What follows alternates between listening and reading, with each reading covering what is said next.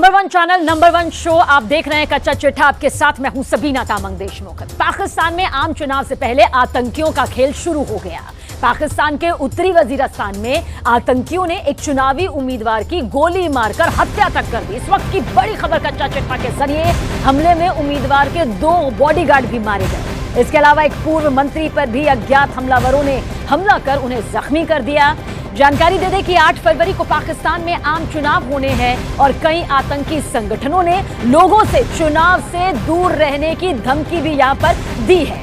आतंकवादी संगठनों ने साफ साफ लफ्जों में सियासी पार्टियों और आम लोगों को धमकी भरे पैगाम भेजे हैं। धमकी इस बात की कि वो चुनाव में बिल्कुल भी हिस्सा ना ले, वरना इसके नतीजे बेहद गंभीर उन्हें भुगतने पड़ सकते हैं।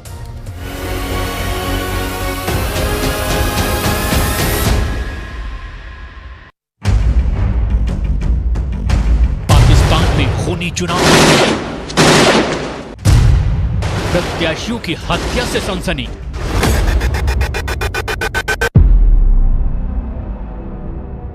पाकिस्तान में 8 फरवरी को आम चुनाव होने हैं, लेकिन चुनाव पर आतंकी साया मंडरा रहा है। वोटिंग से पहले प्रत्याशियों पर जानलेवा हमले हो रहे हैं। उम्मीदवारों का खून हो रहा है। टारगेट किलिंग चरम पर है। क्या शहबाज शरीफ की जान खतरे में है? क्या मरियम नवाज को मौत के घाट उतारा जा सकता है? क्या बिलावल भुट्टो जरदारी पर जानलेवा हमला होने वाला है? क्या फजलुर रहमान की हत्या की साजिश रची जा रही है?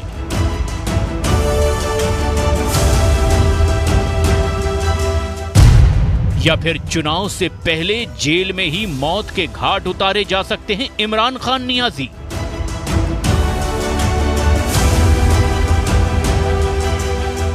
पाकिस्तान का आम चुनाव भी खूनी चुनाव बन गया है। आतंकी संगठन इलेक्शन पर भी अपना कब्जा जमाने में लगे हैं। उम्मीदवारों पर हमले तेज हो गए हैं। खून खराबा बढ़ता जा रहा है। आए दिन किसी न किसी प्रत्याशी की जान जा रही है। पाकिस्तान के आतंकवादी संगठनों ने धमकी दी थी कि यदि राजनेता और आम जनता चुनाव में भाग लेंगे तो उसे इसके गंभीर परिणाम भुगतने होंगे। उनके लिए अच्छा यही होगा कि चुनावी रैलियों और सभाओं से अपनी दूरी बनाकर रखें। अपनी बात को ना मानता देखकर आतंकवादी संगठनों ने अपनी कार्रवाई शुरू कर दी। पाकिस्तान में निर्दलीय उम्मीदवार मलिक कलीम डाबर की अज्ञात हमलावरों ने गोली मारकर हत्या कर दी है। मलिक कलीम डाबर उत्तरी वजीरिस्तान जनजातीय जिले से चुनाव में थे। हमले में उनके साथ उनके 2 बॉडीगार्ड भी मारे गए। अज्ञात हमलावरों ने यह हमला उस वक्त किया जब मलिक कलीम डाबर अपने चुनाव प्रचार के लिए डोर टू डोर कैंपेन कर रहे थे। डाबर उत्तरी वजीरिस्तान के एक मशहूर आदिवासी नेता थे। वे खैबर पख्तूनख्वा प्रांतीय विधानसभा चुनाव क्षेत्र संख्या PK 104 से स्वतंत्र उम्मीदवार के तौर पर चुनाव लड़ रहे थे। पुलिस का कहना है कि इस मामले की जांच टारगेट किलिंग के तौर पर की जा रही है। इसके अलावा अज्ञात हमलावरों ने पाकिस्तान मुस्लिम लीग से नेशनल असेंबली के उम्मीदवार असलम बुलेदी पर गोलियां चलाई हैं। इस हमले को बलूचिस्तान के केस जिले में अंजाम दिया गया। इस गोलीबारी में असलम बुलेदी को 2 गोलियां लगी और उन्हें गंभीर हालत में अस्पताल में भर्ती कराया गया। इससे पहले आतंकियों ने पिछले हफ्ते चुनाव लड़ रहे 2 उम्मीदवारों पर भी जानलेवा हमला किया था, लेकिन अपने बुलेट प्रूफ वाहन के कारण उनकी जान बच गई थी। इसके पहले आतंकी संगठनों ने राजनीतिक पार्टियों के अनेक उम्मीदवारों को जान से मारने की धमकी दी थी, जिसे लेकर पाकिस्तान पुलिस ने अलर्ट भी जारी किए थे। पाकिस्तान में जैसे जैसे चुनाव की सरगर्मी बढ़ती जा रही है, टारगेट किलिंग और खून खराबा भी बढ़ता जा रहा है।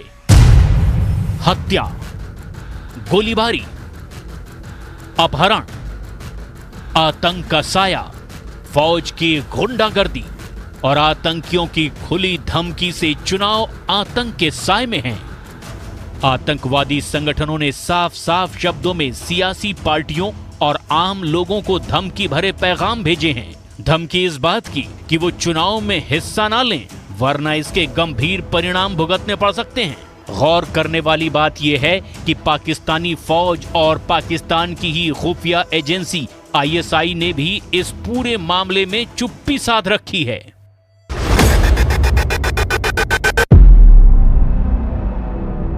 पाकिस्तानी आर्मी और ISI की चुप्पी कई गंभीर और बड़े सवाल यहां पर खड़े कर रही है। क्या वो सवाल है, तफसील से आपको बताते हैं। दरअसल सवाल यह है कि क्या इस खून खराबे के पीछे इमरान खान को जीत को रोकना है। अब किस तरह से इस जीत को रोकने के लिए विरोध में इमरान खान की ये पूरी तस्वीर नजर आती है, वो आपको बताते हैं। देखिए, पाकिस्तान की फौज जो कि पूरी तरह से इमरान खान के खिलाफ यहां पर नजर आती है। कभी ताल्लुकात हुआ करते थे, लेकिन आज बिल्कुल स्थिति उलट है। इसके अलावा ISI ये भी इमरान खान को रोकने में अपनी भूमिका यहां पर निभा रही है या निभा सकती है, क्योंकि इमरान की पार्टी चुनाव में बड़ी जीत यहां पर हासिल कर सकती है।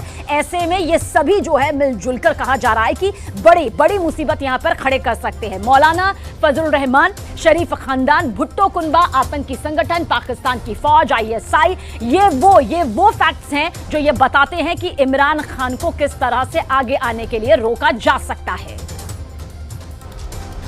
खुफिया सूत्र बताते हैं कि पाकिस्तान की सेना जेल में बंद इमरान खान की पार्टी PTI यानी पाकिस्तान तहरीक इंसाफ को किसी भी कीमत पर सत्ता में नहीं आने देना चाहती। दावा किया जा रहा है कि इसीलिए कई प्रत्याशियों पर हुए हमलों के बाद भी आतंकियों पर नकेल कसने के लिए कोई ठोस कार्रवाई नहीं की गई, क्योंकि माना यह जा रहा है कि 8 फरवरी से होने जा रहे चुनाव में पाकिस्तान के दोनों बड़े दल इमरान खान की पार्टी PTI और नवाज शरीफ की पार्टी PMLN के बीच कड़ी टक्कर हो सकती है। लेकिन खुफिया सूत्रों का दावा है कि अगर इमरान खान की पार्टी भारी पड़ती दिखाई देती है तो पाकिस्तान की सेना आतंक का साया दिखाकर चुनाव पर रोक लगवा सकती है। पाकिस्तान में होने वाले चुनाव में आज भी पूर्व प्रधानमंत्री इमरान खान का जलवा बरकरार है। ऐसे में पाकिस्तानी प्रशासन, वहां की फौज और खुफिया विभाग का रोल बेहद संदेहास्पद है। यदि पाकिस्तानी प्रशासन को कहीं भी लगा कि इमरान खान की पार्टी चुनाव में भारी पड़ रही है, तो ऐसे में चुनाव में हो रही हिंसा को मुद्दा बनाते हुए पाकिस्तानी प्रशासन इन चुनाव को कैंसिल भी करने की घोषणा कर सकता है। पाकिस्तान के चुनाव में आतंकी संगठनों की सक्रियता ने भी पूरा खेल बिगाड़ कर रख दिया है। पाकिस्तान में आतंकी संगठन तहरीक तालिबान पाकिस्तान यानी कि TTP ने अपनी स्वयंभू सरकार का ऐलान कर दिया है। गौर करने वाली बात यह है कि चुनाव से पहले इस आतंकी संगठन ने अपनी सरकार का ऐलान किया है। आतंकी संगठन TTP ने 2024 के लिए पाकिस्तान में अपनी कैबिनेट और पाकिस्तान के सूबों में अपने गवर्नरों का भी ऐलान कर दिया है और बाकायदा इसकी लिस्ट अपनी वेबसाइट पर भी जारी कर दी है। TTP ने मुफ्ती नूर वली महमूद को प्रमुख बनाया है। आतंकी कमांडर मौलवी अजमतुल्लाह मैसूद को मालाकन डिवीजन का गवर्नर घोषित किया गया है। इसके अलावा पाकिस्तान के उत्तरी पंजाब के लिए आतंकी कमांडर हिलाल गाजी के नाम का ऐलान किया गया है। आतंकी संगठन TTP पूरे पाकिस्तान को अफगानिस्तान के तालिबान की तर्ज पर अपना राज्य मानता है और अपने राज्य के अलग अलग इलाकों में वो लगातार अपने मंत्री और गवर्नर नियुक्त करता है। साथ ही तमाम इलाकों में वर्चस्व की लड़ाई में उसके आतंकवादी पाकिस्तानी खुफिया एजेंसी और सुरक्षा बलों पर भारी पड़ते हैं। पाकिस्तान में होने वाले चुनाव में अभी हिंसा के आंकड़े और बढ़ सकते हैं, क्योंकि इन चुनाव में इमरान खान की पार्टी को हराया जाना लगभग खुल्लम खुल्ला तय हो चुका है और अपने मुकाम को पाने के लिए पाकिस्तानी प्रशासन और वहां की फौज किसी भी हद तक जा सकती है। इस बार के चुनाव में आतंकी संगठन खुलकर दहशतगर्दी मचा रहे हैं। पाकिस्तान के चुनावी प्रत्याशियों पर ही हमले कर रहे हैं। अलग अलग पार्टियों के प्रत्याशियों पर जानलेवा हमले बोले जा रहे हैं। आतंकी नेशनल डेमोक्रेटिक मूवमेंट नाम की पार्टी के नेता मोहसिन दावर के काफिले पर गोलियों की बौछार करके पूरे पाकिस्तान में सनसनी मचा चुके हैं।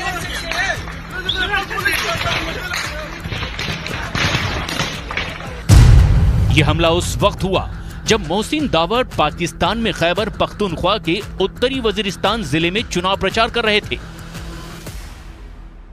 और वो दर्जनों गाड़ियों और सैकड़ों कार्यकर्ताओं के साथ वहां एक गांव में रैली करने जा रहे थे। लेकिन बताया गया कि घात लगाए आतंकियों ने रास्ते में ही उनके काफिले पर जमकर गोलियां बरसाई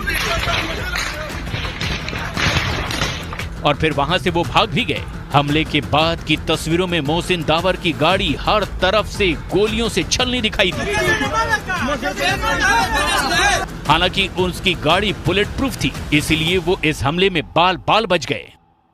पाकिस्तान के चुनाव में खूनी मोड़ इसलिए भी आ गया है क्योंकि इन चुनाव में आतंकवादी संगठनों से जुड़े अनेक लोग खड़े हैं और इन आतंकवादी संगठनों को जैसे ही लगता है कि सामने खड़ा उम्मीदवार उनके उम्मीदवार पर भारी पड़ सकता है तो किसी न किसी बहाने उसकी हत्या हो जाती है। मलिक डाबर की हत्या को पुलिस टारगेट किलिंग तो मान रही है, लेकिन ये टारगेट किलिंग क्यों हुई इस पर पुलिस पूरी तरह से खामोश है। जमीयत उलेमाए इस्लाम फजल के प्रमुख मौलाना फजलुर रहमान के काफिले पर हमला हो चुका है। खैबर पख्तूनख्वा के डेरा इस्माइल खान में फजलुर रहमान पर हमला हुआ। पाकिस्तानी मीडिया के मुताबिक JUIF चीफ के काफिले पर यारिक इंटरचेंज में कई तरफ से गोलियां बरसाई गई। यारिक इंटरचेंज के पास फजलुर रहमान की गाड़ी तेल भराने के लिए रुकी थी और उसी वक्त आतंकियों ने उनके काफिले पर हमला बोल दिया। इस हमले में फजलुर रहमान बाल बाल बचे, उन्हें किसी तरह की चोट नहीं आई, लेकिन चुनाव के दौरान खूनी हमलों ने पाकिस्तान के चुनाव का रक्त चरित्र पूरी दुनिया के सामने ला दिया है।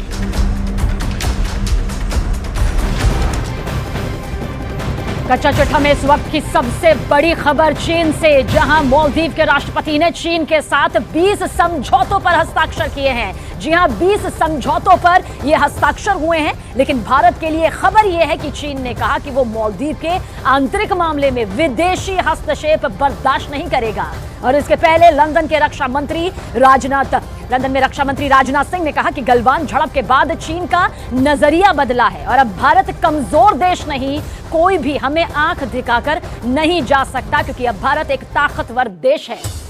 रक्षा मंत्री राजनाथ सिंह ग्लोबल टाइम्स में छपे उस लेख का हवाला दे रहे थे जिसमें भारत की बढ़ती ताकत की चीन में हो रही तारीफ की चर्चा की जा रही है। चीन भारत के साथ दोहरी नीति पर काम करता है। उदाहरण एक नहीं, हजारों हैं। लंदन से लेकर बीजिंग तक, दिल्ली से लेकर शंघाई तक एक ही बात की चर्चा है, पहले वाला सॉफ्ट भारत अब बदल चुका है। ये वो भारत है जो घेर कर मारता है, घुस कर मारता है।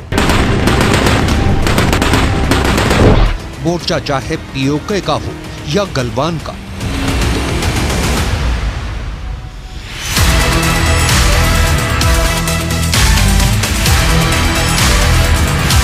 पूरे चीन में इस बात पर चर्चा हो रही है कि भारत के प्रधानमंत्री नरेंद्र मोदी ने भारत की इमेज बदल दी है।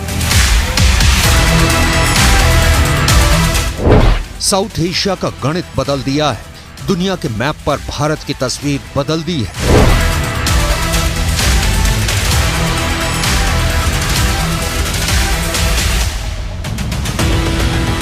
ठोस फैसले लेने वाला, ईंट की जगह पत्थर से जवाब देने वाला। अपनी ब्रिटेन यात्रा के दौरान रक्षा मंत्री राजनाथ सिंह ने चीन के मुखपत्र माने जाने वाले ग्लोबल टाइम्स के एक लेख का हवाला देकर जो कहा, उसे आपको भी जरूर सुनना चाहिए। लेकिन ग्लोबल टाइम्स में मिस्टर चैंग ने जो कुछ भी लिखा है, यदि उसकी धारणा बनी है तो मैं सोचा था क्यों धारणा बनी। मुझे लगा कि शायद 2020 में जो भारत और चीन के बीच फेस आउट हुआ था, उसमें हमारे सेना के जवानों ने जो करिश्मा दिखाया है, जो बहादुरी दिखाई है, शायद उसके कारण चाइना की धारणा भारत के बारे में बदल गई है कि भारत अब कमजोर भारत नहीं रहा, भारत अब दुनिया का ताकतवर देश बन गया है।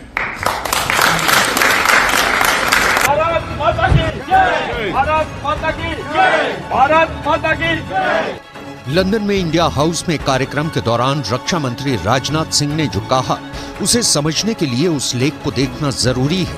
यह लेख भारत पर चीन के नजरिए में बदलाव को बताता है। भारत नैरेटिव शीर्षक वाला ये लेख फूडन यूनिवर्सिटी में centre for south Asian studies के डायरेक्टर झांग जियाडोंग ने लिखा है। झांग ने अपने लेख को भारत की हाल में ही की गई 2 यात्राओं के आधार पर लिखा है। इस लेख में उन्होंने पिछले 4 सालों में भारत की घरेलू और विदेशी स्थिति में हो रहे बड़े बदलावों का उल्लेख किया है। भारत 1 दशक से भी कम समय में मल्टी बैलेंसिंग से मल्टी अलाइनमेंट की तरफ शिफ्ट हो गया है। ये बहुध्रुवीय दुनिया में एक ध्रुव बनाने की रणनीति की ओर तेजी से बदल रहा है। भारत ने हमेशा खुद को एक विश्व शक्ति माना है। अंतर्राष्ट्रीय संबंधों के इतिहास में ऐसे बदलावों की गति कम ही देखी जाती है। कूटनीतिक मोर्चे पर प्रधानमंत्री नरेंद्र मोदी के शासनकाल में भारत की सॉफ्ट छवि बहुत तेजी से एक सख्त देश के रूप में बदली है। झांग ने लिखा है कि भारत अब रणनीतिक रूप से ज्यादा आश्वस्त हो गया है और भारत नैरेटिव बनाने में ज्यादा सक्रिय हो गया है। डिप्लोमेसी में भारत तेजी से रणनीतिक ताकत बन रहा है। जब से पीएम मोदी ने सत्ता संभाली है, उन्होंने अमेरिका, जापान, रूस और दूसरे देशों के साथ भारत के संबंधों को बढ़ावा देने के लिए कई देशों को साथ लेकर चलने की रणनीति की वकालत की है। सबसे ताजा उदाहरण है मालदीव का। भारत सरकार ने मालदीव को जिस तरीके से सरेंडर करने और माफी मांगने के लिए मजबूर किया, उसे पूरी दुनिया ने देखा।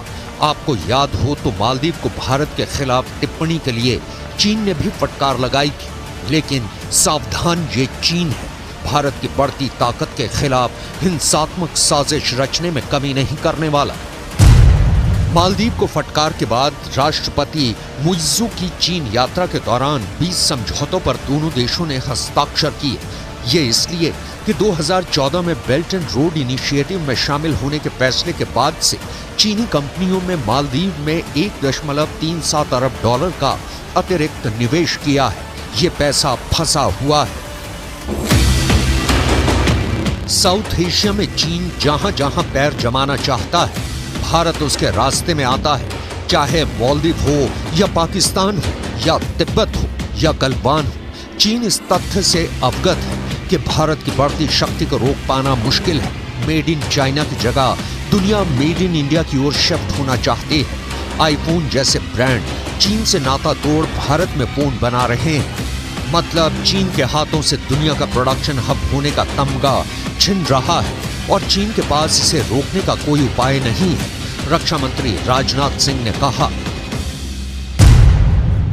हम किसी को भी अपने दुश्मन के रूप में नहीं देखते हैं, लेकिन दुनिया जानती है कि भारत और चीन के बीच संबंध इस समय तनावपूर्ण है। हालांकि हम अपने सभी पड़ोसियों और दुनिया भर के देशों के साथ अच्छे संबंध बनाना चाहते हैं।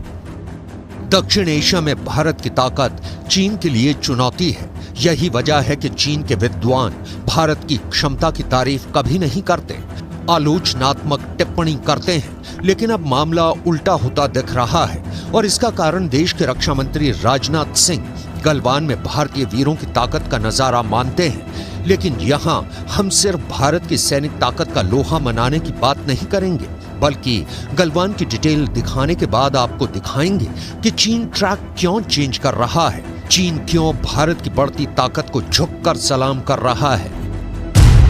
भारत और चीन के बीच साल 2020 में गंभीर स्थिति पैदा हो गई थी। 1 मई 2020 को दोनों देशों के सैनिकों के बीच पूर्वी लद्दाख के पैंगोंग त्सो झील के नॉर्थ बैंक में झड़प हुई थी। इसमें दोनों ही तरफ से दर्जनों सैनिक घायल हो गए थे। इसके बाद 15 जून को गलवान घाटी में एक बार फिर दोनों देशों के सैनिकों के बीच झड़प हुई। इस झड़प को लेकर 16 जून को भारतीय सेना का बयान सामने आया। झड़प वाली जगह पर ड्यूटी पर तैनात गंभीर रूप से घायल होने वाले 17 सैनिकों की मौत हो गई। इस संघर्ष में मरने वाले सैनिकों की संख्या बढ़कर 20 हो गई है। चीन ने भी बयान जारी किया, मगर इससे यह साफ नहीं हुआ कि उसके कितने सैनिकों की मौत हुई। लेकिन कई महीने बाद फरवरी 2021 में चीन ने गलवान घाटी झड़प में मरने वाले अपने 4 सैनिकों को मरणोपरांत मेडल देने की घोषणा की। गलवान भारत चीन के बीच ताकत को लेकर टर्निंग पॉइंट की तरह है।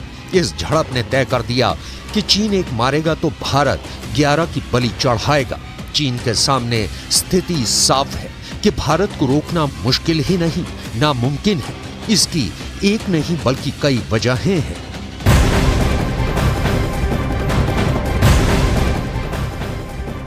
गाजा युद्ध से बहुत बड़ी खबर। फिलिस्तीनी प्रशासन ने दावा किया कि इजरायली सेना ने पूरे गाजा में पिछले 24 घंटे में 10 बड़े खूनी हमले किए। फिलिस्तीनी प्रशासन ने दावा किया कि इजरायल के 10 हमलों में 112 से ज्यादा फिलिस्तीनी मारे गए, जबकि 194 फिलिस्तीनी जख्मी भी हुए हैं। और देखिए, इस बीच हमास ने दावा कर दिया कि वो इजरायली सेना से 1 साल तक जंग करेगा, जबकि पीएम नेतन्याहू ने साफ कह दिया कि इजरायल गाजा पर स्थायी कब्जा नहीं करेगा, लेकिन स्थायी रूप से, स्थायी तौर से पूरे गाजा से हमास का सफाया जरूर कर देगा।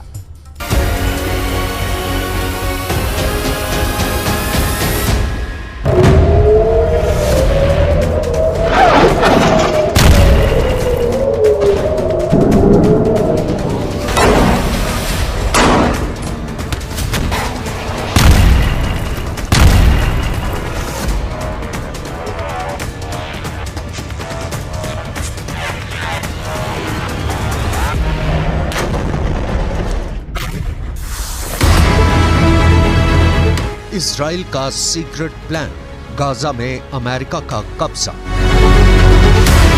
3 महीने से ज्यादा की जंग में भले ही उत्तरी गाजा में हमास का सफाया इजरायली सेना ने कर दिया हो, लेकिन दक्षिणी गाजा, मध्य गाजा में हमास के लड़ाके इजरायली सेना पर जमकर हमले कर रहे हैं। हम आपको हमास के उन हमलों के बारे में डिटेल से बताएंगे जिन्होंने इजरायली सेना को भारी नुकसान पहुंचाया है। लेकिन अभी इतना जान लीजिए कि पिछले 36 घंटे के अंदर इजरायली सेना ने 20 से ज्यादा हमास के लड़ाके और 147 से ज्यादा फिलिस्तीनियों को हवाई हमले में मार डाला है। इन हमलों के बीच ये भी दावा किया जा रहा है कि इजराइल गाजा में अमेरिका का कब्जा करना चाहता है। 2H हमास की ताकत, 365 दिन तक युद्ध को तैयार। हमास किस दम पर दावा कर रहा है कि वो इजरायली सेना से अगले 1 साल तक जंग के लिए तैयार है। इसको लेकर वॉर एक्सपर्ट्स का साफ कहना है कि हमास को हूथी, हिजबुल्ला और ईरान ने जबरदस्त सैन्य ताकत और राजनीतिक सहयोग दे रखा है। यहां तक कि मुस्लिम मुल्कों पर यह दबाव डाला जा रहा है कि इजराइल के क्रूर हमलों के खिलाफ सभी इस्लामिक मुल्क हमास का साथ दें।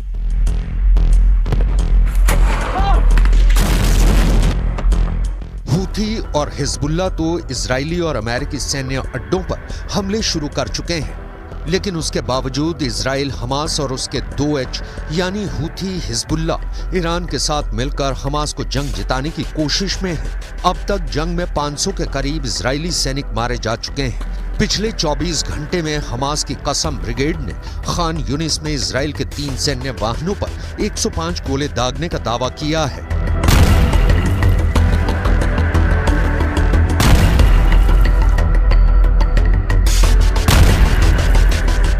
הגדלנו את כמות הלוחמים הנלחמים במזרח חאן יונס, ואנחנו פועלים שם בנחישות עם 5 חטיבות חי"ר וכוחות הנדסה רחבים, בדגש ללחימה התת-קרקעית. 100 दिन की जंग, मार दिए 23,000 फिलिस्तीनी। इजराइल पर फिलिस्तीनियों के नरसंहार का आरोप लग रहा है। इजराइल पर गाजा को पूरी तरह से बर्बाद करने का ठीकरा फोड़ा जा रहा है। इजराइल पर आरोप है कि वो अमेरिका की कठपुतली है और गाजा को जानबूझकर इतना तबाह और बर्बाद कर देना चाहता है कि ताकि आने वाले दिनों में गाजा का वजूद पूरी तरह से इजराइल के कंट्रोल में चला जाए। पिछले 36 घंटे में इजराइल ने उत्तरी गाजा से कहीं ज्यादा हमले दक्षिणी गाजा में किए हैं। 41 किलोमीटर लंबी और 10 किलोमीटर चौड़ी गाजा पट्टी पर 2 तरफ से इजराइल हमले कर रहा है। एक है वेस्ट बैंक, दूसरा है दक्षिणी गाजा। दक्षिणी गाजा में खान यूनिस शहर पर इजरायली सेना ने सबसे भीषण हमले किए हैं। यहां तक खान यूनिस की 4 लाख आबादी इस वक्त IDF के हवाई हमलों के सामने बेबस हो गई है।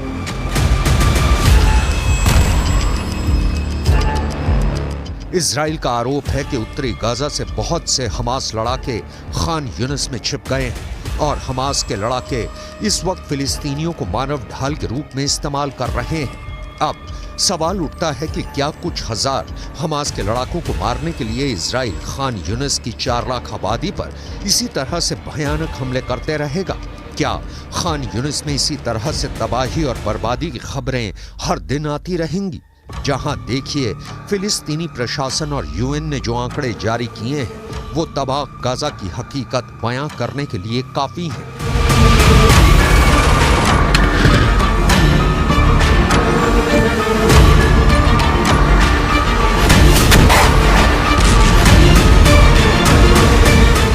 आइए अब आपको तफसील से बताते हैं कि गाजा में आखिर किस तरह की महातबाही का मंजर अब तक सामने आ चुका है। दरअसल 7 अक्टूबर 2023 से अब तक यानी कि आज की तारीख तक गाजा पट्टी में इजरायली हमलों में बहुत बड़ी संख्या में फिलिस्तीनी मारे जा चुके हैं। हमारे साथ मौत का यह आंकड़ा है। देखिए, जानकारी आप तक पहुंचा दें कि अब तक इस महायुद्ध में 23,000 से ज्यादा लोगों को अपनी जान गंवानी पड़ चुकी है।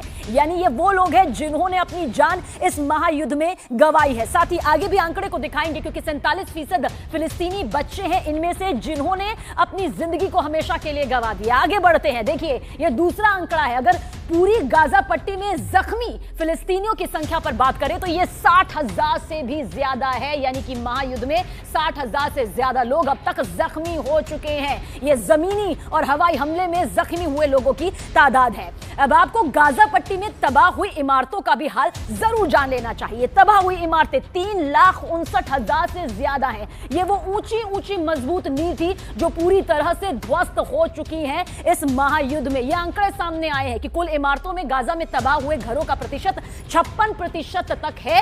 यानी वो घर है जो तबाह हो चुके हैं, जबकि उत्तरी गाजा में 82% तक तबाह और बर्बादी का ये पूरा मंजर अब तक इन इमारतों के जरिए, घरों के जरिए सामने आ चुका है। आगे बढ़ते हैं। यहां तक कि इजरायली सेना ने गाजा में मौजूद पूजा स्थल यानी जो मस्जिद हैं उन पर भी जमकर हवाई और जमीनी हमले यहां पर किए हैं। यह इजरायली सेना का दावा है कि ज्यादातर मस्जिदों में हमास ने अपने अड्डे बना रखे थे और अब तक गाजा में 221 मस्जिदें इजरायली हमले में पूरी तरह से तबाह हो चुकी है। यह मस्जिद की यहां पर तादाद है। अगर पूरी गाजा पट्टी का एक बार फिर से जिक्र करते हैं तो तबाह अस्पतालों का भी जिक्र करना बेहद जरूरी हो जाता है। यानी कि 35 से लेकर 30 ये जो है तादाद यहां पर सामने आती है जहां पर ये पूरी तरह से तबाह हो चुके हैं। जो अस्पताल जिंदगी देते थे वो बर्बादी के आलम में आ चुके हैं। गाजा के ये अस्पताल अब जख्मी फिलिस्तीनियों का इलाज करने के लायक तक नहीं बचे हैं। गाजा में मौत के आंकड़े तेजी से इसलिए भी बढ़ रहे हैं क्योंकि घायल फिलिस्तीनियों को इलाज ही नहीं मिल पा रहा। आगे बढ़ते हैं। लगभग गाजा महायुद्ध को 100 दिन यहां पर होने जा रहे हैं। ये कम नहीं होते, 100 दिन यानी कि भारी तबाही, जिसमें से इतने वक्त में गाजा में फिलिस्तीनियों पर आफत का ये जो आंकड़ा है वो टूट चुका है। और इजराइल और हमास के इस महायुद्ध के चक्कर में गाजा में मौजूद 25% जो जनसंख्या है वो भूखमरी का शिकार होने लग चुकी है। दाने दाने के लिए मोहताज और लगभग 17 लाख से ज्यादा फिलिस्तीनी शरणार्थी बन चुके हैं। 25% लोगों को एक वक्त का खाना भी नसीब नहीं हो पा रहा। I want to make a few points absolutely clear. Israel has no intention of permanently occupying Gaza or displacing its civilian population. Israel is fighting Hamas terrorists, not the Palestinian population. फिलिस्तीनी अफसरों के मुताबिक Israel ने Gaza पट्टी के दीर अल बलाह और खान यूनिस के मध्य और दक्षिणी गवर्नेट को निशाना बनाते हुए अपनी बमबारी तेज कर दी है।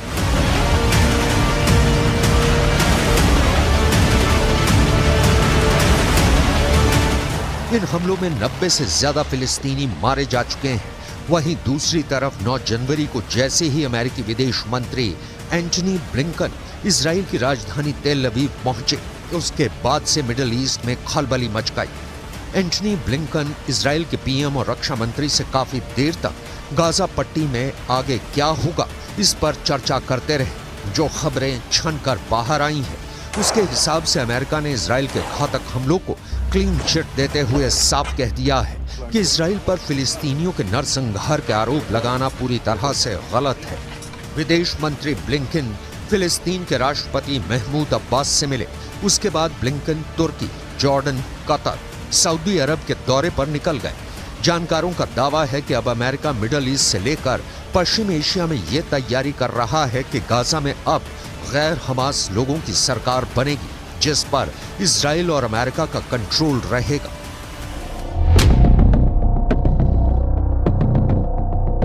इधर कुछ सैटेलाइट तस्वीरों से यह भी पता चला है कि दक्षिणी गाजा के खान यूनिस शहर के केंद्र से 6 किलोमीटर उत्तर में लगभग 150 इजरायली टैंक, बख्तरबंद सैनिक और लड़ाकू वाहन पहुंच चुके हैं। यहां पर जबरदस्त बमबारी इजरायली सेना कर रही है। दक्षिण गाजा के जबालिया, पूर्व शुजैया और खान यूनिस पर जमीनी और आकाश दोनों तरफ से भीषण हमले हो रहे हैं।